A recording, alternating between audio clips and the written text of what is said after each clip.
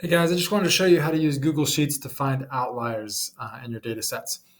So we're using that definition of outliers being 1.5 times the IQR above quartile 3 or below quartile 1. So here's my data set, and I've already computed quartile 1, quartile 3, and the IQR. That's covered in other videos, so if you want to see that, you can watch those other videos.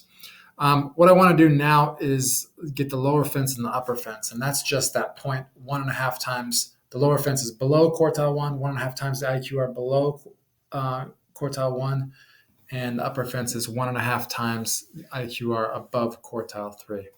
So for the lower fence, I just do equals, and then I'm going to do quartile 1, which is E2 minus 1.5 times the IQR, the interquartile range, right, which is E4. Okay, and then for the upper fence, I'm going to do quartile 3, E3 plus 1.5 times the IQR, which is E4.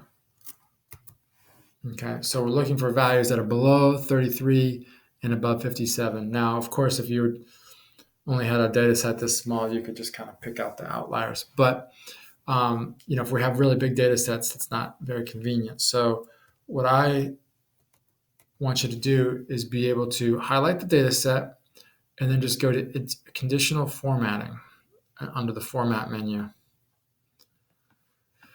And what we're going to do is we're going to apply, we're going to turn all the outliers red is the idea. So we're applying it to a range, okay? And the format rules are if it's less than the lower fence, which is what, 33 we computed, then I want the text to be red. Okay, so you see that turned one of my data points red. That's an outlier on the low end, right? Now I need to add another rule to get my outliers on the high end. So if it's greater than, and this is the upper fence, 57, right? Then I also want to turn it red to get any outliers on the high side. Okay, so 100. So I turned those two.